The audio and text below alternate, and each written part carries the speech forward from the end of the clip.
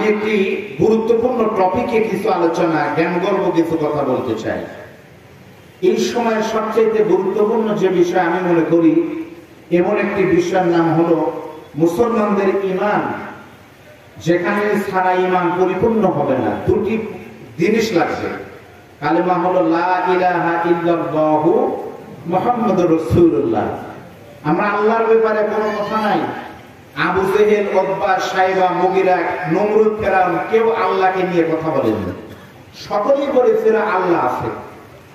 সবার সমস্যা ছিল একজন মানুষকে নিয়ে, সেটা হলো মুহাম্মাদুর রাসূলুল্লাহ। ওনাকে আমরা মানি না। আবু জেহেল মানেনি, উতবা, সাইবা কেউ মানে না। এখন যারা নবীকে মানতেছে না, নবীর ব্যাপার আমাদের কনসেপ্ট ক্লিয়ার হওয়া দরকার, নচেত ঈমান থাকবে না। আমানতু বিল্লাহি ওয়া মালাইকাতিহি ওয়া কুতুবিহি ওয়া রুসুলিহি। আমার আলোচনার আজকে বিষয় নাম হলো খতমে নবুওয়াত। জোরে বলেন নাম কি? খতমে নবুওয়াত শব্দের অর্থ হলো নবুয়তের শেষ। আপনারা বলেন তো আমাদের নবীর পরে কেন নবী আছে? আমরা অনেক জিনিস জানি যেটা এমনি। আমি যদি আপনাদেরকে বলি, বলেন তো পৃথিবীতে মোট নবী রাসূল কতজন ছিলেন? 1,24,000 মতান্তরে। এই যে আপনারা মেজরিটি পার্সেন্ট লোক বললেন 1,24,000 মতান্তরে 2,24,000। মতান্তর শব্দের অর্থ হলো অথবা। আচ্ছা বলেন তো আপনাদের কি মনে হয়, কম বেশি হলে কি 1,24,000 কম বেশি হয়? আপনারা কোনদিন এটা ভেবে দেখছেন? আমাকে যদি আপনি বলেন হুজুর আপনার বয়স কত, আমি 2005 সালে দাখিল পাস করেছি, আমার সার্টিফিকেটে মনে করেন বয়স হবে 35 থেকে 36। কিন্তু আমি যদি এখন বলি ধরেন কত হবে, 35 না হলে 52, 53 এরকম হবে, তাহলে আপনি বলবেন 35 না হলে 37 হতে পারে, কিন্তু 35 না হলে 52 এত খুব বেশি কেমনে হয়? তার যদি না হয় আপনারা কেমনে বললেন যে 1,24,000 না হলে কিছু কম বেশি 2,24,000? এটা ঠিক না। নবী রাসূলদের সংখ্যা 1,24,000, এটি ঠিক। এই নবীদের ভিতরে নবীর পরে নবী এসেছে, প্রত্যেকটি উম্মার কাছে আল্লাহর পক্ষ থেকে প্রতিনিধি এসেছেন, রিপ্রেজেন্টেটিভ এসেছেন। কিন্তু আমাদের নবীর পরে আর কোন নবী নাই। এই ব্যাপারে কি আপনাদের কোনো সন্দেহ আছে? আলহামদুলিল্লাহ।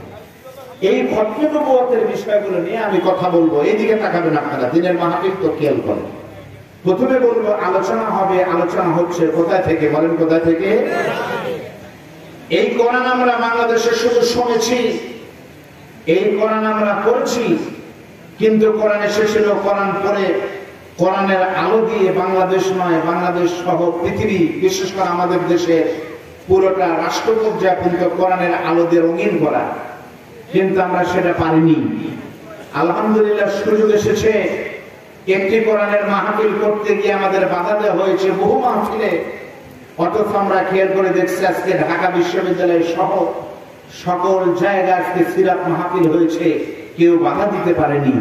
এখান থেকে প্রমাণিত হলো 18 কোটি মানুষ পরিবর্তন হয়ে কোনো লাভ নাই। মূল একটি চেয়ার যদি পরিবর্তন হয়, এক চেয়ারের পরিবর্তনের মাধ্যমে গোটা রাষ্ট্র পরিবর্তন হতে পারে।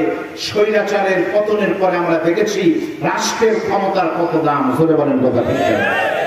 প্রিয় ভাইরা, এ কোরআনের আলোচনা আমি কেন, আমার শ্বশুর কেন, কিয়ামত পর্যন্ত সারা পৃথিবীর সমস্ত লেখকেরা লিখে লিখে, সারা পৃথিবীর সমস্ত মুদাররিসরা দার্সের মাধ্যমে, সারা পৃথিবীর প্রত্যেকটি কবি কলমের কলম মানে কবিতা দিয়ে, সারা পৃথিবীর প্রত্যেকটি গায়ক কণ্ঠ দিয়ে, সারা পৃথিবীর প্রত্যেকটি বক্তা বক্তব্যের মাধ্যমে বলবে, কিন্তু কিয়ামত পর্যন্ত কোরআনের আলোচনার কখনো শেষ হবে না। আল্লাহ রাব্বুল আলামিন বলেন, قُلْ لَوْ كَانَ الْبَحْرُ مِدَادًا لِكَلِمَاتِ رَبِّي لَنَفِدَ الْبَحْرُ قَبْلَ أَنْ تَنْفَدَ كَلِمَاتُ رَبِّي وَلَوْ جِئْنَا بِمِثْلِهِ مَدَدًا। আল্লাহ বলেন, নবী বলুন, যদি সারা পৃথিবীর সমস্ত সাগরের পানিগুলো কালি হয়, আর এই কালি দিয়ে আল্লাহর কোরআনের ব্যাখ্যা লেখা শুরু হয়, লিখতে লিখতে সমস্ত পানি শেষ হয়ে যাবে, তবু কিয়ামত পর্যন্ত আল্লাহর কোরআন কোনোদিন শেষ হবে না। বলেন আল্লাহু আকবার। এই কোরআন থেকে আমি আপনাদের সামনে সূরা আহজাবের 40 নম্বর আয়াতের অংশ বিশেষ তেলাওয়াত করেছি। অর্থ কি? আল্লাহ বলেন, মা কানা মুহাম্মাদুন আবা আহাদিম মিন রিজালিকুম। এর অর্থ হলো মুহাম্মদ সাল্লাল্লাহু আলাইহি ওয়াসাল্লাম তোমাদের মধ্য থেকে কোন পুরুষের পিতা নয়। আল্লাহ বলতেছেন, আমার নবীকে চেনো? আমার নবী কোন পুরুষের পিতা না। তাহলে নবীকে আল্লাহ পরিচয় করে দিচ্ছেন, ওয়ালাকির রাসূলুল্লাহি ওয়া খাতামান নাবিয়্যিন, বরং আমার নবী হলো শেষ রাসূল এবং শেষ নবী। তাহলে নবীর পরিচয় আল্লাহ বলতেছেন যে আমার নবী কোন পুরুষের বাপ না, বরং মুহাম্মদ সাল্লাল্লাহু আলাইহি ওয়াসাল্লাম হলেন আমার পক্ষ থেকে প্রেরিত রাসূলুল্লাহ এবং শেষ নবী, খাতামান নাবিয়্যিন। আমার নবী হলেন শেষ নবী। তাহলে এখান থেকে প্রমাণিত হলো আল্লাহ রাসূল কারো বাপ না, পুরুষের পিতা না। আপনারা বলেন যে কথা কি ঠিক না ঠিক? আপনারা বলেন ঠিক। কিভাবে ঠিক? আল্লাহ রাসূলের কি মেয়ে ছিল না? কয়জন ছিল? নাম কি কি? উম্মে কুলসুম, জয়নব, রোকেয়া, আর একটা মাদ্রাসার নাম হলো ফাতিমাতুজ জাহরা। তাহলে নবীর মেয়ে 4টি আমরা জানলাম। নবীর কিন্তু ছেলেও ছিল, ছেলে ছিল না? আবুল কাসেম বলা হতো। নবীদের ছেলেও ছিল, নবীর তাহলে মেয়েও ছিল। তাহলে আমরা দেখতেছি নবী ছেলেরও বাপ, মেয়েরও বাপ। আর আল্লাহ বলতেছে কোরআনে আমার নবী কোনো পুরুষের বাপ না। তাহলে বলেন তো আমাদের জানা ঠিক না আল্লাহটা ঠিক? তাহলে আপনারা কি ভুল বলেছেন এতদিন? তার মানে আমাদেরটাও ঠিক, কিন্তু আমরা বুঝতে পারিনি কোনটা ঠিক। এখানে আপনাদের বুঝতে হবে যে এর নাম হলো তাফসীর। তাফসীর মানে কি? তাফসীর শব্দের অর্থ হলো অজানাকে জানানো। তাফসীর শব্দের অর্থ হলো নিগূঢ় তথ্য প্রকাশ করে দেওয়া। তাফসীর শব্দের অর্থ হলো গোপন কথা প্রকাশ করা, গোপন জিনিস দেখানো। গণভবনের তাফসীর হয়েছে 5ই আগস্টে, দেখেন কি? আমরা খালি জানতাম অজানা কি আছে, এতদিন শুনছিলাম। সকালবেলা আপনি কি খুঁজেন? আপা বলেছিলেন সকালবেলা উঠে আমি জায়নামাজ খুঁজি আর কোরআন শরীফ খুঁজি। কিছু ছাত্র ওই দিন গিয়ে সবাই খুঁজেছে জায়নামাজ কোথায় আর কোরআন শরীফ কোথায়। দেখে গেল জায়নামাজ আর কোরআন শরীফ না, বরং বড় বড় মাগুর মাছ, ইলিশ মাছ, চিতল মাছ, বোয়াল মাছের মাথা পাওয়া যায়। সেই দিনের গোপন খবর আমরা জেনেছি। প্রত্যেকটা জিনিসের গোপন জানার নাম হলো প্রকাশ করা, ইজহার করে দেওয়া, এর নাম হলো তাফসীর। কোরআনের ব্যাখ্যা বিশ্লেষণ জানার নাম হলো তাফসীর। তাহলে আল্লাহ বললেন আমার নবী কোন পুরুষের পিতা না, আর আমরা দেখলাম নবীর ছেলেও আছে, মেয়ে আছে। এই আয়াতটা হলো খতমে নবুয়তের সবথেকে গুরুত্বপূর্ণ একটা আয়াত। জোরে বলেন সুবহানাল্লাহ। আমার বন্ধুগণ, এই পৃথিবীতে আল্লাহ 1,24,000 নবী দিলেন। প্রত্যেকটি নবীর পরে নবী আসলেন, এক নবী বিদায় নিয়েছেন, আরেক নবী আসলেন। কোন কোন সময় এট এ টাইমে 2-3জন করে নবী আল্লাহ দিলেন। যেমন মুসা আলাইহিস সালাম এবং তার ভাই হারুন আলাইহিস সালামকে একই সময় আল্লাহ নবী বানালেন। প্রত্যেকটি নবীর পর আল্লাহ নবী দিলেন, কিন্তু আল্লাহ তাআলা আমার নবীর পরে কোন নবী নাই। সেজন্য আল্লাহ তাআলা বলতেছেন আমার নবী হলো শেষ নবী, খাতামান নাবিয়্যিন, কোন নবী নাই। কিন্তু নবীর ছেলেও কিন্তু ছিল। কিন্তু নবীর 4টা মেয়ে উম্মে কুলসুম, জয়নব, রোকেয়া, ফাতেমা, তারা কিন্তু এই দুনিয়াতে বড় হয়েছে, বিয়ে হয়েছে, সন্তান হয়েছে, সকলেই দুনিয়াতে বেঁচে ছিলেন বহুদিন। কিন্তু আল্লাহ তাআলা নবীর ছেলেগুলো যখন ছিল, সন্তানগুলো ছেলেগুলো ছিল, তাদেরকে কিন্তু আল্লাহ বড় হতে দেয়নি। অল্প বয়সে দুনিয়া থেকে তাদের হায়াত শেষ করে দিয়েছে। কারণ কি? কারণ হলো কেউ যেন মনে করতে না পারে যে ইয়াকুব আলাইহিস সালামের ছেলেরা প্রত্যেকে নবী ছিল। ইউসুফ আলাইহিস সালাম যেমন নবী ছিলেন, ইব্রাহিম নবীর পুত্র ইসমাইল যেমন নবী ছিলেন, তাহলে মুহাম্মদ সাল্লাল্লাহু আলাইহি ওয়াসাল্লামের ছেলে আব্দুল্লাহ অথবা কাসেম পরবর্তীতে নবী হবে।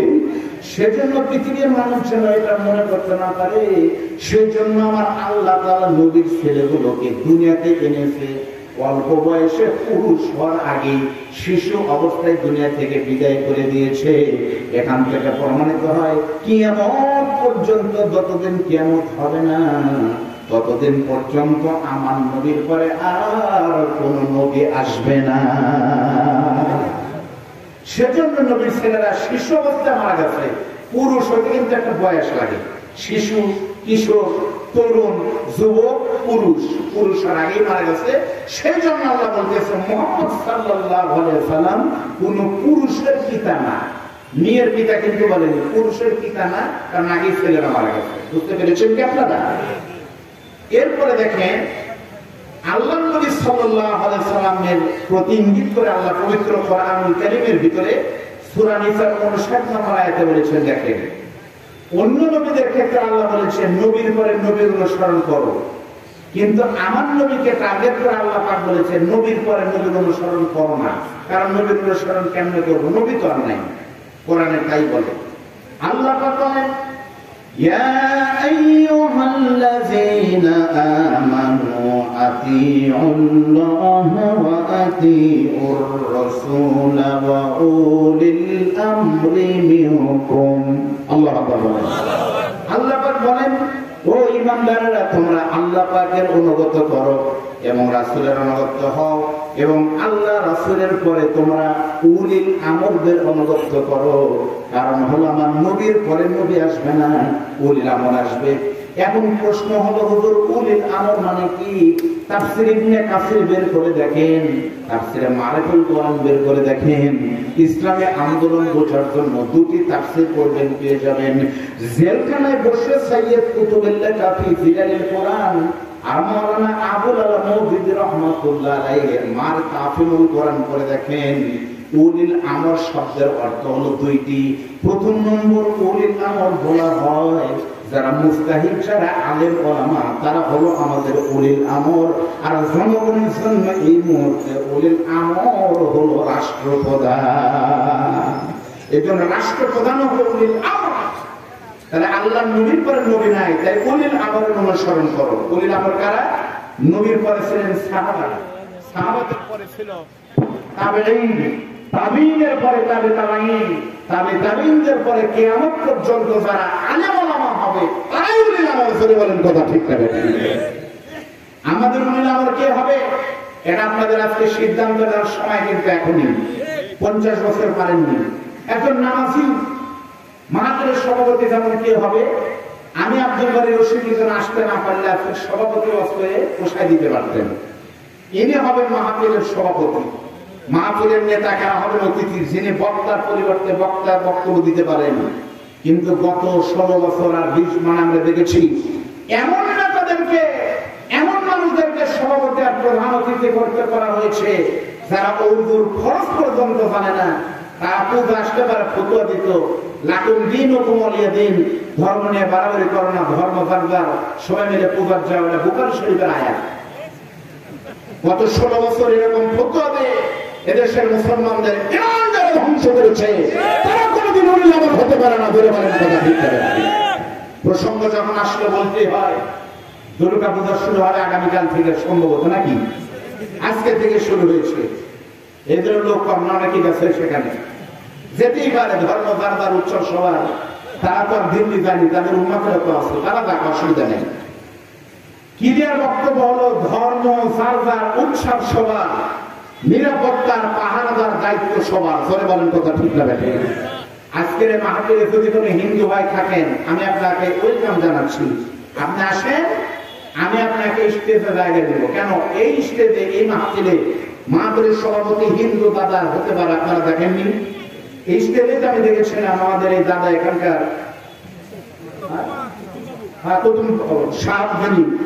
উত্তম শাহ, একজন ভালো মানুষ।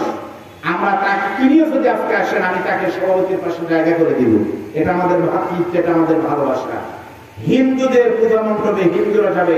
এবার সিদ্ধান্ত নিয়েছে সরকার, জামাত ইসলাম, প্রত্যেকটি ওয়ার্ডে পূজা মণ্ডপে এরকম হুজুরেরা পূজা মণ্ডপের গেটে পাহারা দিবে, যেন করে দালালেরা পূজা মণ্ডপ ভেঙে আন্তর্জাতিক ভাবে বাংলাদেশকে জঙ্গি রাষ্ট্র না করতে পারে। তারা পাহারা দিবে, তারা পূজা করবে না।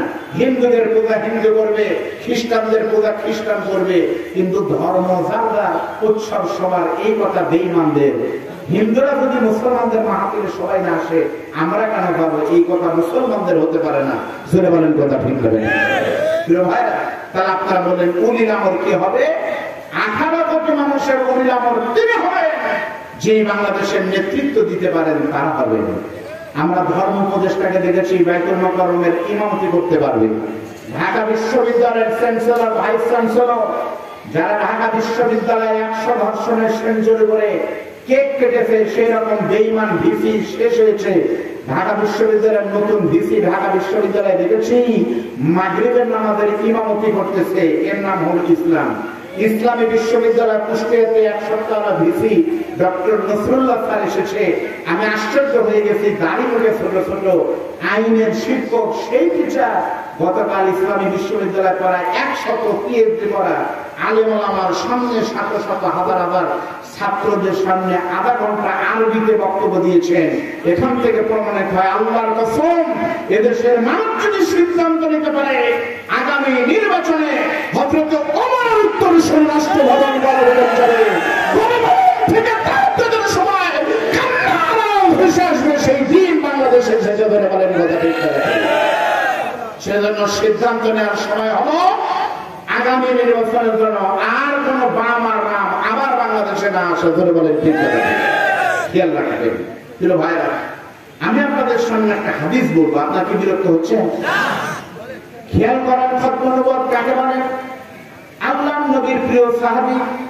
হাদিস হলো আন আনাস ইবনে মালিক রাদিয়াল্লাহু তাআলা আনহু قال قال رسول الله صلى الله عليه وسلم أن الرسالة والنبوة قد انقضت فلا رسول بعد ولا نبي رواه الترمذي। আল্লাহর নবীর প্রিয় সাহাবীর নাম হলো হযরত আনাস ইবনে মালিক। আলেমরা জানেন আমাদের প্রিয় একটি কিতাব হলো তিরমিজি শরীফের বর্ণনা। হযরত আনাস ইবনে মালিক বলেন, শুনে না, আমি নবীর কাছ থেকে শুনেছি আল্লাহর নবী বলেছে আমি শেষ নবী, আমার পরে দুনিয়াতে আর কোন নবী আসবে না। সুতরাং এ কথা বলতে আর কোনো বাধা নাই, নবীর পরে নবী নাই, এটা আমরা সংসদে এখন আইন চাই। নবী বলেছেন আমার পরে কোন নবী আসবে না, এটা তো স্পষ্ট। আমি আব্দুল বারী রশিদের পরে বক্তা এখানে আসবে। কে বক্তা আসবে আপনারা নাম জানেন না? এরা আপনারা জানেন আব্দুল বারী রশিদের পরে তার শ্বশুর বজলুর রশিদ আছে। বজলুর রশিদের পরে আজকে আর কোন বক্তা নাই। এটা যেমন সত্য, তার থেকে আরো সত্য নবীর পরে আর কোন নবী যদি থাকতো, যদি থাকতো কি হতো? আল্লাহর নবী সাল্লাল্লাহু আলাইহি ওয়াসাল্লাম বলেছেন, বলেন না সাল্লাল্লাহু আলাইহি ওয়াসাল্লাম লাউ কানা বাদি নাবিয়্যু লাকানা উমর ইবনে খাত্তাব। আল্লাহর নবী বলেছেন, আমার নবী বলেছেন আমি পৃথিবীতে শেষ নবী, আমার পরে দুনিয়াতে আর কোন নবী আসবে না। কিন্তু কিয়ামত পর্যন্ত আমার পরে নবী আসার যদি কোনো সম্ভাবনা থাকতো, আমার পরে একজন মাত্র নবী হতে পারতেন, কিন্তু হয় নাই। তিনি হলেন হযরত ওমর ইবনে খাত্তাব। যেহেতু হযরত ওমর ইবনে খাত্তাব নবী হয় নাই, সেজন্য এখন স্পষ্ট হলো নবীর পরে কোনোদিন নবী আসবে না। এই বাংলাদেশ সহ পৃথিবীতে কেউ যদি নবীর দাবি করে, সেটা মুসলমান না, বরং সেটা বেঈমান এবং অবৈধ ভারত সন্তান।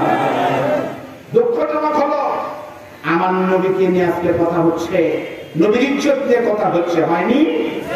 আমরা যখন বাংলাদেশের পূর্বামণ্ডল পাহারা দিচ্ছি, ঠিক তখন আমাদের প্রতিবেশী রাষ্ট্র ভারতে আমার নবীকে নিয়ে মুম্বাইতে কয়েকটা আগে কার্টুন তৈরি করে নবীর ইজ্জত নিয়ে উলঙ্গ ছবি প্রদর্শন করা হচ্ছে। আমরা যখন বাংলাদেশে হিন্দু মুসলমানরা এক প্লেটে খাবার খাওয়ার চেষ্টা করে সাম্প্রদায়িক সম্প্রীতি বজায় রাখছি, তখন বাংলাদেশের কর্ণাটকে মুস্কানের গা থেকে বর্গা খোলার পায়তারা করা হয়েছে।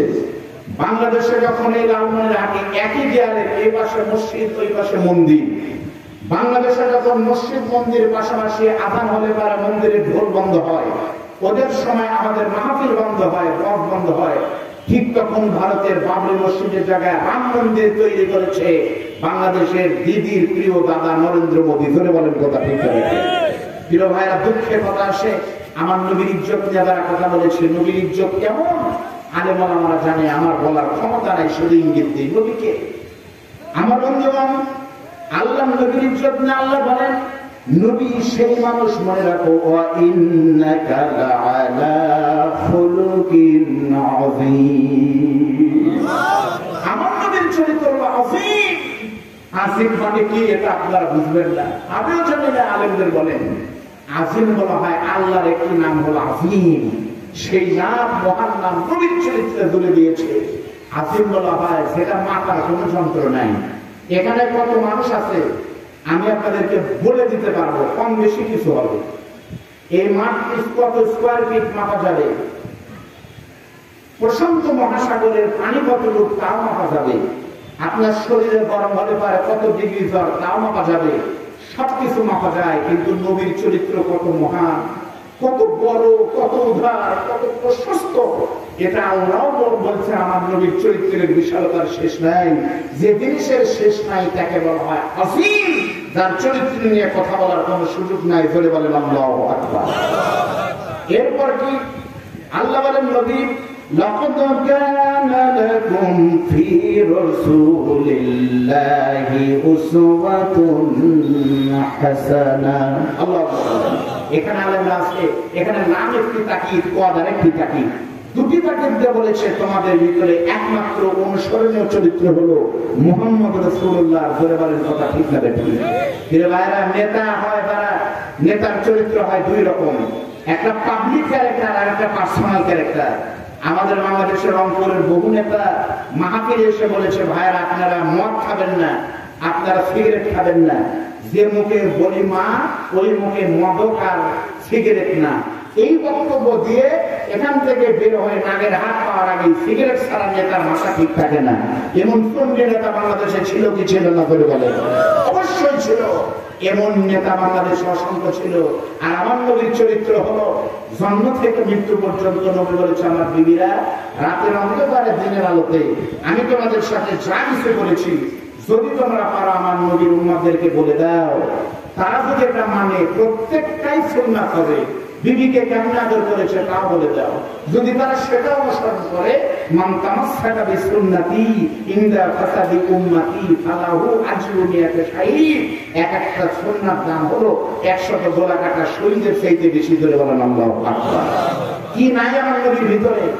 আদর্শ পিতা, আদর্শ স্বামী, আদর্শ শিক্ষক, আদর্শ ইমাম, আদর্শ রাষ্ট্রনায়ক সব ছিল।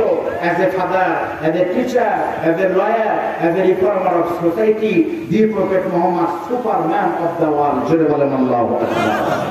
শিক্ষা কি নাই? আমি এখন একটা আতর বের করে যদি আপনাদের দেই, আপনারা অনেকে আতর দেন ঈদের দিন দেখা যায় সাদা আতর, এমন ভাবে আপনারা দেন আতর, ওই আতর আপনারা গায়ে এমন ভাবে দেন আতর বুঝাই যায় এখানে আতর মারছিল গত 2019 সালে, এখনো চিহ্ন আছে। আমার নবী বলেছে আতর সুন্নাত। আতর দিলেন কেমনি একটা সুন্নাত শিখে যায় আপনাদের। আতর যেমন আমি আতর ব্যাগে রেখেছি নবীর অনেকদের কাছে তো আতর থাকবে, আর ওদের কাছে থাকে গাঁজার পুরি। ধরে বলেন ঠিক?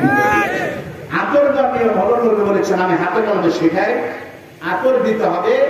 এখানেও না, আতর যারা এই যে এখানে, এই এখানে এখানে কেন? আল্লাহ নবী হাতে আতর দিতেন, আর আল্লাহ নবী বোতল খুলে চুলের ওখানে নবী আমার ছেড়ে দিতেন, টপ টপ করে নবীর আতর এই দিক দিয়ে নাক দিয়ে পড়তো। দুটি কারণ সিগনিফিকেন্স হলো আল্লাহ নবী যে আতর ব্যবহার করতেন, নবী এমনি তো আতর বেশ পারত।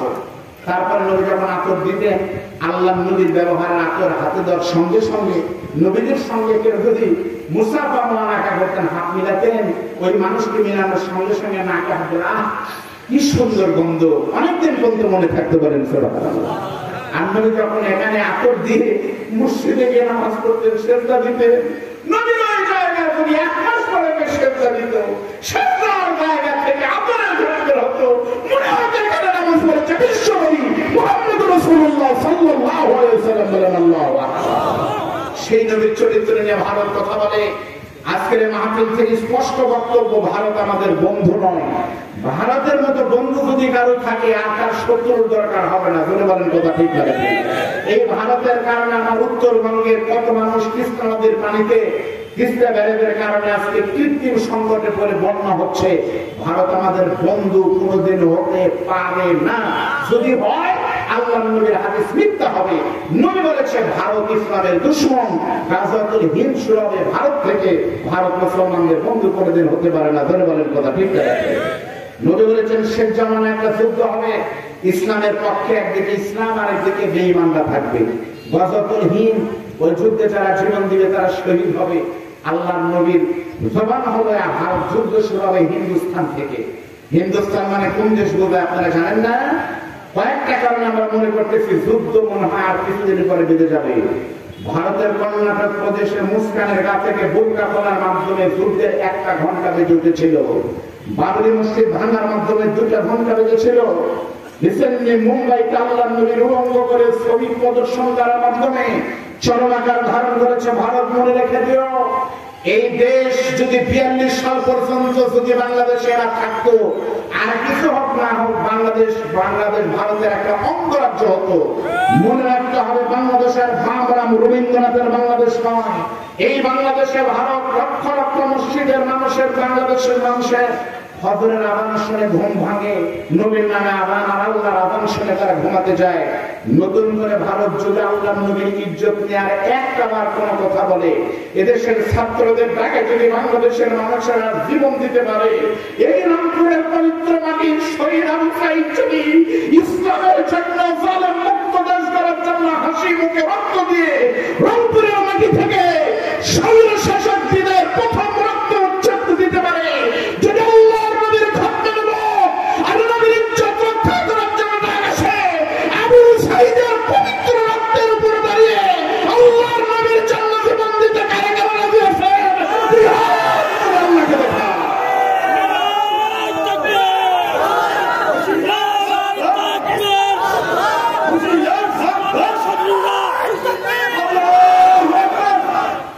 মন খারাপ করলেন?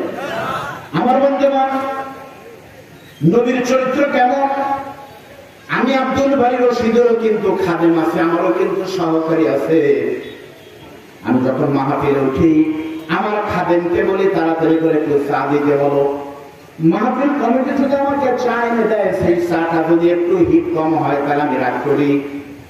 মাহফিলের মাইকে আওয়াজ কম বেশি হলে বক্তা তাদেরকে ধমক দেয়।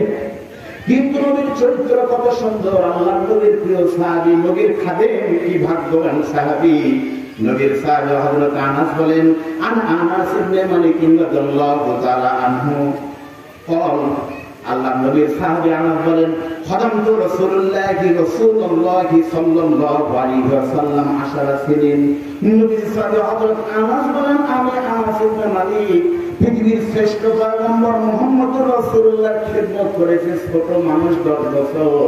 এই 10 বছরের ভিতরে আল্লাহর নবী কোনদিন আমাকে হাজার বহুল হওয়ার পরেও কোনদিন একটা ধমক দিয়ে কথা বলেন নাই, তিনি বলেন আমার নবী। কোনদিন বলেন নাই এই এটা করলি কেন, এটা হলো না কেন। চরিত্র কাকে বলে? ও যুবক, সুতরাং তোমাকে জানাচ্ছি, I request you please, no east, no west, please come back, Islam is the best. ইসলাম ছাড়া মানুষের তৈরি মতবাদ পৃথিবীর মানুষকে শান্তি দিতে পারে না। তার বাস্তব প্রমাণ হলো, দিনের আলোতে আমরা শুনেছি, আমি আমার সন্তানদের জন্য কিছুই করিনি, তারা চাকরি করে করতেছে। খবর না দেখা যাচ্ছে বাংলাদেশ থেকে যে পরিমাণ সম্পদ লুট হয়েছে, পদ্মা সেতুর মতো 10,000 পদ্মা সেতু করা যেত। শুধুমাত্র রূপপুর পারমাণবিক বিদ্যুৎ কেন্দ্রের প্রজেক্ট থেকে 70,000 কোটি টাকা লুট করা হয়েছে। এইভাবে তারা মুখের কথা বলেছে, আল্লাহর কসম কোরআন মাথায় নিয়ে বলতে পারি, মানুষের তৈরি করা মতবাদ দিয়ে ইসলাম যাদের ভিতরে নেই তাদের দিয়ে জনগণের শান্তি হতে পারে না। এজন্য আমরা বহু দেখেছি, স্বামীর শাসন দেখেছি, চাচার শাসন দেখেছি, বাবার শাসন দেখেছি, এবার বাংলার কোন শাসন দেখতে চাই না, মুহাম্মদ রাসূলুল্লাহর শাসন বাংলাদেশে দেখতে চাই বলে বলেন ইনশাআল্লাহ। প্রিয় ভাইরা, এবার আমি আপনাদেরকে বলবো, লোকেরা বসা লাগবে। আমি তো আগে বলেছি আপনারা বসবেন ভাই, আপনারা হলেন মেহমান, আপনাদের মেহমানদারিত্ব আমরা কি দিয়ে করবো? আপনারা মেহরবানি করে বসেন। প্রিয় ভাইরা, খেয়াল করেন, আপনারা এই বিষয়টি আর তাকাবেন না, মন খারাপ করতেছেন। এখন আমি আপনাদেরকে বলবো, নবীর পরে নবী নাই, এটা ঠিক না ব্যাপার, ঠিক রাখেন। ভাই দাঁড়ানো ভাইদের কেন বসার জন্য রিকোয়েস্ট করা লাগবে বলেন তো? সবগুলো বিছানার ব্যবস্থা করেন, বসার পরিবেশ করেন, বসে যাবে। না হলে আপনার মাঠের ভিতরে বসেন, ঘাস তো আছেই, অসুবিধা কি? যে এদিকটা খান। তাহলে আল্লাহর নবীর পরে কোন নবী আছে না নাই? আপনাদের বলতে আছে না নাই? তারপরে নবী বলেছে, আমার ইন্তেকালের পরে অনেকে নবীর দাবি করবে। আলেমদের বলেন, নবী কি বলেন নাই? আমি আপনাদের কাছে কিছু দলিল দিব, দেখেন, কোরআন হাদিস এবং বাস্তবতা একসাথে করে। আল্লাহ নবীর ইন্তেকালের পরে ৬ষ্ঠ হিজরিতে আসওয়াদ উনসি নামে এক বেঈমান বলেছিল আমি নবী। ৮ম হিজরিতে তোলাইহা বিন খুয়াইলিদ দাবি করেছিল আমি নবী। ১০ম হিজরিতে পৃথিবীর শ্রেষ্ঠ কাযযাব মুসাইলামাতুল কাযযাব সে বলেছিল আমি নবী। সর্বশেষ হযরতে আল্লাহ নবী সাল্লাল্লাহু আলাইহি ওয়াসাল্লাম মুসাইলামাতুল কাযযাবের বিরুদ্ধে যুদ্ধ ঘোষণা করেন, কিন্তু নবী তার আগে ইন্তেকাল করার কারণে নবীর প্রিয় সাহাবী হযরতে সিদ্দিক আকবর এসে মুসাইলামাতুল কাযযাবের বিরুদ্ধে যুদ্ধ অব্যাহত রাখলে আল্লাহর মেহেরবানিতে এই কাফের নিহত হয়ে তখন এই গজব থেকে আল্লাহ মুসলমানদেরকে হেফাজত করলো। সর্বশেষ ১৯০১ সালে ভারতের নবী দাবি করেছিল মির্জা গোলাম আহমদ কাদিয়ানী। সেই কাদিয়ানীদের উত্তরসূরি তাদের উম্মত এখনো বাংলাদেশে আছে না নাই ধরে বলেন। আমাদের বক্তব্য হলো যে আল্লাহ নবীর পরে অনেকে নবীর দাবি করেছে। আমি এখন আপনাদের কিছু যুক্তির কথা বলবো, এই দিকটা এখন আমার দিকে। নবী কারা হবে আর কারা হবে না, নবী যে কয়টা কারণে হবে তার একটা সিম্বল দেখাই। ১,২৪,০০০ নবী রাসূল কারো নাম দুইটা শব্দের না, এক শব্দের। কয় শব্দ? যত নবীর নাম বলবেন দেখবেন শব্দ একটা। আদম শব্দ কয়টা? ইসমাইল, ইব্রাহিম, ইউনুস, ইউসুফ, দাউদ, সুলাইমান, জাকারিয়া, সব নবীর নাম কয় শব্দ? কথা বলেন না। আদম শব্দ কয়টা? সিম্পল অন্য অনর। কিন্তু যতগুলো মিথ্যা নবীর দাবি করেছিল তাদের নাম সব বড় বড়। দাজ্জাল, কাযযাব, তারপরে হলো আসওয়াদ উনসি, তোলাইহা বিন খুয়াইলিদ, মির্জা গোলাম আহমদ কাদিয়ানী। এটার থেকে বাইরে থেকে বোঝা যায় সবগুলো শয়তান, একটা মানুষ না। আরেকটা কথা হলো ওই সময় মির্জা গোলাম আহমদ কাদিয়ানীর সঙ্গে বাহাস হয়েছে পৃথিবীর শ্রেষ্ঠ একজন আলেম। পৃথিবীর শ্রেষ্ঠ একজন আলেম, তার নাম হলো আল্লামা আতাউল্লাহ শাহ বুখারী রহমাতুল্লাহ আলাইহি। মির্জা গোলাম আহমদ কাদিয়ানী আতাউল্লাহ শাহ রহমাতুল্লাহ আলাইহি বলতেছে আমি নবী হয়ে গেছি। আতাউল্লাহ শাহ বললেন আউযুবিল্লাহ, তুমি কেমনে নবী হলে? তোমার পরে নবীর পরে তো নবী নাই। ও তখন বলতেছে কেন? কোরআনে তো আল্লাহ আমার কথা বলেছে। কি কোরআনে আল্লাহ বলেছে নবী যিনি হবেন আমার শেষ নামে হলেন মিন বা'দ ইসমুহু আহমদ, তার নাম হবে আহমদ। ওই জন্যই তো আমার নাম হলো গোলাম আহমদ। দেখছেন শয়তান, ওটা আহমদ। যেমন আমরা শুনলাম বাংলাদেশ সমাজের নেত্রী নাকি ইয়েতে যাচ্ছে দুবাই। দুবাইতে গেলে একটু কদর পাবে, কারণ দুবাইতে সবার নামের সাথে শেখ। সবার নামের সাথে কি? শেখ। শেখ মানে বুঝে বড় ধরনের আলেম। তো ওই আলেমের শেখের সাথে এই শেখের মনে করলে এটা মনে বড় ধরনের কোনো আলেম হতে পারে, এটাও শেখ। তো বলছে আহমদ, তার আমার নাম হলো আহমদ। তখন আতাউল্লাহ রহমাতুল্লাহ বলতেছে বেটা তোমার নাম তো মির্জা গোলাম আহমদ, আর নবীর পরে নবী হবেন, যিনি নবী হবেন সেটা হবে শুধু আহমদ। তখন এই বেয়াদব বলতেছে আচ্ছা গোলাম আহমদ দুই শব্দ, গোলাম থাকার কারণে যদি আপনার এত বেশি আপত্তি হয় তাহলে আমি এখন থেকে বললাম আমার নাম গোলাম আহমদ, আজ থেকে নিয়ে গোলাম বাপ, এখন থেকে আমার নাম হলো আহমদ। এখন তো আমাকে মানতে আপনার সমস্যা নেই, করণের সাথে মিলে গেছে আমি নবী। আতাউল্লাহ শাহ রহমাতুল্লাহ বলতেছে আচ্ছা গোলাম আহমদ মুহূর্তের ভেতর কেটে দিয়ে যদি আহমদ করা জায়েজ হয়, আমার নাম হলো আতাউল্লাহ। এই মুহূর্তে আমি তোমার মতো আমার নামের প্রথম অংশ আতা কেটে দিলাম। আতা কেটে দিলে এখন থাকে শুধু আল্লাহ। আহমদ গোলাম কেটে দিয়ে তুমি নবী যদি আহমদ হও, আতা কেটে দিয়ে আমি হলাম আল্লাহ, আর আমি আল্লাহ বলতেছি তোর মতো জানোয়ারকে আমি নবী দেই। তারপর কি হলো প্রিয় ভাইরা খেয়াল করেন, সর্বশেষ এই বেয়াদব গোলাম আহমদ মারা গেল। শুধু কি মারা গেছে? কাদিয়ানীর মৃত্যু হলো আপনারা অবশ্যই জানেন পাকিস্তানের লাহোরের গ্রান্ড রোডে একটি বাড়িতে মুরিদের বাড়িতে আত্মগোপন করে থাকা গোলাম আহমদ কাদিয়ানী পেটের ব্যথা উঠলো, বাথরুমে গেল। বাথরুমে গিয়ে আল্লাহর কি ব্যবস্থা, বসতে কিন্তু উঠতে পারেনি। 3 দিন পর্যন্ত পায়খানার ভিতর থেকে কেউ আর খুঁজে পায় না। পায়খানার ভিতরের পানি টানা পেয়ে পরে শেষে ক্ষুধার ধারায় মানুষের মল মূত্র খেয়ে সারা শরীর পায়খানা মেখে বেঈমানের মৃত্যু কুকুরের মতো হয়েছে। ভারতের আপনার কি বলে এই এখনকার খবর হলো ভারতের গুরুদাসপুর জেলার কাদিয়ান নামক স্থানে তার কবর আছে। পৃথিবীর মুসলমানেরা যায়, দেওবন্দ থেকে আলেমরা যায়, তার কবরে থুতু ফালায়, থুতু নিক্ষেপ করে। এখান থেকে প্রমাণিত হয় নবীর সাথে যারা দুশ্মনী করে, আলেমদের সঙ্গে যারা বেয়াদবি করেছে, আল্লাহর কসম আল্লাহ কাউকে ঠিক মতো মরতেও দেয়নি। চলে বলেন কথা ঠিক না? প্রিয় ভাইরা আমার, আপনাদের একটা কথা আজকে সময়ের দাবি আমি বলবো। কাদিয়ানীদের দাবি করেছেন নবী আমার বাংলাদেশ হলো আলেমদের দেশ, মসজিদের দেশ। এই বাংলাদেশে কাদিয়ানীরা এখনো বহাল তবিয়তে আছে না নাই করে বলেন? গতকাল ফেসবুকে দেখলাম আরেফের প্রাণ কোম্পানি হলো কাদিয়ানীদের কোম্পানি। এই কোম্পানিতে নামাজ পড়ার অপরাধে একজন অফিসারের চাকরি গতকাল ফুটো করে দিয়েছে চাকরি। আজ থেকে কোন মুসলমানের হালাল টাকা দিয়ে ইসরায়েলের পণ্য যেমন আমরা বয়কট করেছি, আরেফের প্রাণ কোম্পানির সবকিছু বয়কট করবো, তাদের সাথে আমাদের কোন সম্পর্ক। ঢাকার বক্সিবাজারে গোলাম আহমদ কাদিয়ানীর একটা মসজিদ আছে, বগুড়াতে আহমদিয়া মুসলিম জামাত নামের বিভিন্ন জায়গায় আছে, সেখানে তারা খ্রিস্টানদের বই বিক্রি করে। ভাই রংপুরে আছে, ঢাকায় যে বক্সিবাজারে আছে, এটা তারা করে। আমাদের দাবি হল, আমরা যখন বলেছিলাম কাদিয়ানীদের অমুসলিম ঘোষণা করতে হবে, তখন বাংলাদেশে ফেরা হবে নেতা বলেছিল, কেন তারা কি আমাদের দেশে থাকতে পারে না? আপনাদের উদ্দেশ্যে করে বলে মনে রাখবেন, শুধুমাত্র কাদিয়ানীদের বাংলাদেশ করেনি, অনেকেই কাফের ঘোষণা করেছে।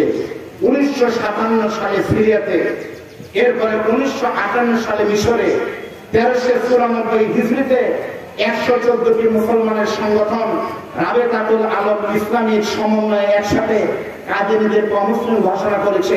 তাদের সঙ্গে নিয়ে বিয়ে দেওয়া, তাদেরকে মুসলমানের কবরস্থানে দাফন করা হারাম ফতোয়া দিয়েছে। শুধু তাই নয়, 1974 সালে পাকিস্তান কাদিয়ানীদেরকে কাফের ঘোষণা করে এরপরে প্যানেল কোডের মাধ্যমে শাস্তির ব্যবস্থা করেছে। 1983 সালে কাশ্মীরে কাদিয়ানীদেরকে কাফের ঘোষণা করা হয়েছে।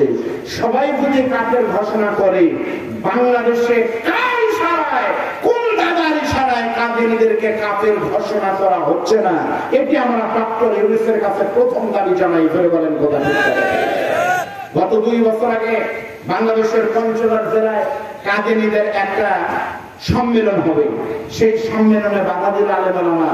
এই বিগত সরকারের খাতে সরকারের পুলিশেরা গুলি করে সেদিন পঞ্চগড়ে কত মায়ের রক্ত ঝরিয়েছে, কত মায়ের বুক খালি করেছে। মনে রাখতে হবে, ওটা ছিল 2022 সালের বাংলাদেশ, আর এটি হলো জুলাই বিপ্লবের পরে নব্য স্বাধীনতার উত্তর বাংলাদেশ। জোরে বলেন কথা ঠিক না? সুতরাং আজকের এই সম্মেলন থেকে এক দফা এক দাবি, অবিলম্বে আমাদের এই অন্তর্বর্তীকালীন সরকারের কাছে প্রথম দাবি হলো, এদেশের মুসলমানের পরিবার থেকে, জীবনের থেকে দামি সম্পদের নাম হলো মুহাম্মদ রাসূলুল্লাহ। সেই নবীর ইজ্জতকে সম্মান নিশ্চিত করার জন্য অবশ্যই অন্তর্বর্তীকালীন সরকারের পিরিয়ডের মধ্যেই সকল সংস্কারের আগে রাষ্ট্রীয়ভাবে কাদিয়ানীদেরকে অমুসলিম ঘোষণা করতে হবে। যদি ঘোষণা না হয়, আল্লামা মামুনুল হকের নেতৃত্বে, ডক্টর শফিকুর রহমানের নেতৃত্বে কেন্দ্রে দাবি আদায় করা হয়, ডক্টর ইউনূস আপনি প্রথম টের পাবেন। জোরে বলেন কথা ঠিক না? সুতরাং ভালো থাকতে ব্যবস্থা করবেন, ভালো হবে। জোরে বলেন কথা ঠিক না? প্রিয় ভাইরা, আমি আপনাদের কাছে শুধু একটি কথা জানতে চাই, আল্লাহর নবীর জন্য জীবন, জান, মাল সব দিতে আমরা প্রস্তুত আছি না নাই? জোরে বলেন আছি না নাই? অবশ্যই আছি। আমার বন্ধুগণ, আল্লাহর নবী, বিশ্ব নবী রহমাতুল আলামিনকে নিয়ে বহু বেয়াদব, বহু রকম কথা বলে। আল্লাহর নবীকে নিয়ে বিভিন্ন রকম কথা বলে। নবী যদি এতই ভালো হবে, তাহলে আল্লাহর নবী 11টা বিয়ে কেন বললেন? নবী 11টা বিয়ে কেন করেছেন? এই প্রশ্ন বাংলাদেশের বেঈমানরা তুলে তাদের উদ্দেশ্যে শুধু বলতে চাই, শুনে রাখেন, আল্লাহর নবী খুলুকিন আযীমের অধিকারী। নবী কিন্তু নিজের ইচ্ছায়, নিজের পছন্দে একটা বিয়েও কিন্তু করেন নাই। মূলত ইসলামের প্রয়োজনে, আমার আল্লাহর হুকুমের 4টা কারণে নবী বিবাহ করেছে। আল্লাহর হুকুমের 4 কারণ: political cause, educational cause, legal cause আর সোশ্যাল কজ। প্রত্যেকটা বিষয় বলতে গেলে আধা ঘন্টা করে সময় লাগবে। নবীর চরিত্র নিয়ে কথা বলো, একটা হাদিস বলি, বুখারী শরীফের 7012 নম্বর হাদিস। আপনি যদি স্বপ্নে দেখেন, স্বপ্ন কথা নিবন্ধকে এসেছে, আপনি যদি স্বপ্নে দেখেন রেশমি কাপড় পরিহিত অবস্থায় কোন মেয়েকে দেখছেন, রেশমি কাপড় দেখতেছেন, নবী বলেছেন রেশমি কাপড় পরিহিত অবস্থায় স্বপ্নে দেখা এটা বিয়ের লক্ষণ। আপনারা যদি দেখেন তাহলে বলবেন এটা বিয়ের লক্ষণ। আপনারা বুঝছেন তো? কারা বুঝছেন? অনেকে বুঝছেন, আর মুরব্বী হাত তুলছে। আপনি চান্স নেন না, এদেরকে বলতেছেন। আল্লাহর নবীর চরিত্র নিয়ে কথা বলে হাদিস শরীফের ভিতরে আছে, আপনারা খেয়াল করে শোনেন। আল্লাহর নবীর সবথেকে ছোট বিবি আমাদের সকলের মা উম্মাহাতুল মুমিনিন হযরত আয়েশাকে নবী যখন বিবাহ করেন এমনি কিন্তু করেন নাই। 6 বছরের মেয়েকে নবী সুন্দর দেখে কম বয়সের জন্য কিন্তু করেননি, বরং হাদিস শরীফের ভিতরে আছে একজন আল্লাহর নবী স্বপ্নের ভিতরে শুয়ে আছে। নবী তখন স্বপ্ন দেখতেছে, নবীর স্বপ্ন কিন্তু 100% সত্য। স্বপ্নের ভিতরে কিন্তু ওই আসার একটা পন্থা হলো স্বপ্নে দেখা। নবী আমার স্বপ্নে দেখতেছেন আল্লাহর নবীর বিশ্বস্ত একজন বার্তাবাহক, কোরআনের ভাষা যিনি রুহুল আমিন শাহিদুল কুওয়া, আল্লাহ পাকের স্পেশাল মেসেঞ্জার হযরত জিবরাইল ঘুমের ভিতরে আল্লাহর নবীর পাশে এসে সালাম দিয়ে বলতেছেন নবীজি। নবী বলতেছে জিবরাইল কি খবর? পকেট থেকে একটা সুন্দর রেশমি কাপড় বের করে নবীকে জিবরাইল বলতেছে হুজুর দেখেন তো এই কাপড়ের ভিতরে কি দেখা যায়। নবী আমার তাকিয়ে দেখতেন সুন্দর কাপড়ের ভিতরে একটা ছোট্ট মেয়ে বাবুর সুন্দর ছবি দেখা যায়। সঙ্গতের কারণে সবার কিন্তু ছোট বাচ্চাদের ভালো লাগে। নবী তখন বলতেছে বাহ কি সুন্দর মিষ্টি চেহারা, সুন্দর একটা বাবু দেখা যায়। জিবরাইল মুস্কি হেসে তখন চলে গেছে, স্বপ্ন শেষ। কিছুদিন পর জিবরাইল আবার ওই রকম এসে পকেট থেকে একটা সুন্দর রেশমি কাপড় বের করে বলে নবীজি দেখেন তো এই কাপড়ের ভিতরে কি। নবী তাকিয়ে দেখে কিছুদিন আগের সেই সুন্দরী বাচ্চাকে দেখা যায়। নবী তখন বলতেছে সুন্দর বাচ্চা সুন্দরী একটা মেয়ে দেখা যায়। সঙ্গে সঙ্গে জিবরাইল বলতেছে নবীজি 2 বার দেখানোর কারণ হলো এই বাচ্চা সাধারণ কোনো মেয়ে না, এই বাচ্চা হলো আপনার বিশ্বস্ত অনুচর, আপনার প্রিয় সাহাবী, আপনার মাদ্রাসার 1 নম্বর সাহাবী, যার নাম ছাড়া প্রত্যেকটা মসজিদে জুমার নামাজের খুতবাই কিন্তু হয় না, হযরত আবু বকর সিদ্দিকের কলিজার টুকরা নিয়ে। ও নবী আপনাকে দেখানোর কারণ হলো এই আয়েশার সঙ্গে আল্লাহ চাচ্ছে আপনার জন্য বিয়ে দেওয়া লাগবে, আপনাকে বিবাহ করা লাগবে। নবী তখন বলতেছে জিবরাইল কেমনে সম্ভব? সঙ্গে সঙ্গে জিবরাইল বলতেছে আল্লাহর নবী কোনটা সম্ভব না আর কোনটা সম্ভব ভালো কিন্তু আল্লাহ জানে, আল্লাহ হুকুম করেছে আপনাকে করতে হবে। নবী যখন বলতেছে জিবরাইল এই ঘটনার কারণে আমার আল্লাহ যদি নির্দেশ করে হয় কাফি, আমি নবী ইসলামের প্রয়োজনে এটাও করতে রাজি। নবীর চরিত্র নিয়ে যারা কথা বলে সূরা কলমের কাছে প্রমাণ করে উতুল্লিম বাদা যালিকা জানিন। কোরআন বলতেছে যারা পিতৃ পরিচয়হীন অবৈধ কারো সন্তান ধরে বলেন কথা ঠিক কথা। বাংলাদেশে যারা কোরআনের বাধা দিয়েছে, বাংলাদেশে যারা মাহফিলে বাধা দিয়েছে, আপনাদের খবর না দেখেন ওর নানি তার নানি তার নানি তার নানি ওর নানি বলবো ওর মায়ের সাথে বহু বিয়ের সাথে সম্পর্ক ছিল। যারা আলেমদের দুশমন তারা বৈধ মায়ের সন্তান হতে পারে না বলে বলেন ঠিক আছে। ভাইরা নবীর সাহাবারা যদি জীবন দিতে পারে, সিট থেকে একবার যদি নবীকে ভালোবাসা মানে কি মুখে ভালোবাসা। নবী আমার হিজরত করার আগে শুধু বলেছেন আবু বকর আবু বকর, হযরত আবু বকর কাছেই থাকতেন, বলেন নবী আপনার চেহারার ভিতরে কষ্ট বলা ও করবে অনেক কষ্ট করলাম মক্কার মানুষের জন্য, আমাকে মেরেছে পাথর মেরেছে কষ্ট দিয়েছে, সর্বশেষ আমার মনে হয় বেশি যেন মক্কায় থাকা হবে না আবু বকর, তবে মক্কা থেকে যেতে আমি চলে যাবো, তোমাকে কিন্তু সাথে যাওয়া লাগবে। এই কথা নবী একদিন বলেছে। সেখান থেকে 6 মাস পরে রাতের বেলা হযরত জিবরাইল আল্লাহর নবীকে বলতেছে নবীজি আজকে রাতে আপনাকে হিজরত করে চলে যাওয়া লাগবে। নবী যখন আল্লাহর হুকুমে আস্তে করে হিজরতের ঘটনা বললে সময় বার হয়ে যাবে, নবী আস্তে করে আলীকে সহায় দিয়ে সুন্দর করে বের হয়ে যখন চলে যাচ্ছে সাথে নিবে আবু বকরকে। কিন্তু নবী টেনশন করতেছে আবু বকরকে তো আমি বলিনি রেডি হতে তো সময় লাগবে, আর এরা তো ধরে ফেলবে আমাকে, এই বাড়ি আর ওই বাড়ি ধরে ফেলবে। এই বিশ্বাস নিয়ে নবী আমার আবু বকরের দরবার কাছে গিয়ে ছোট্ট করে শুধু একবার বলেছে আবু বকর। সঙ্গে সঙ্গে দরজার ওই পাশ থেকে বলতেছে লাব্বাইক ইয়া রাসূলুল্লাহ। দরজা খুলে দিল। নবী বলতেছে আবু বকর সবকিছু পোটলা পাঠিয়ে নিয়ে তুমি রেডি আছো কার জন্য? বলতেছে হুজুর চলেন আপনার জন্যই তো রেডি আছি।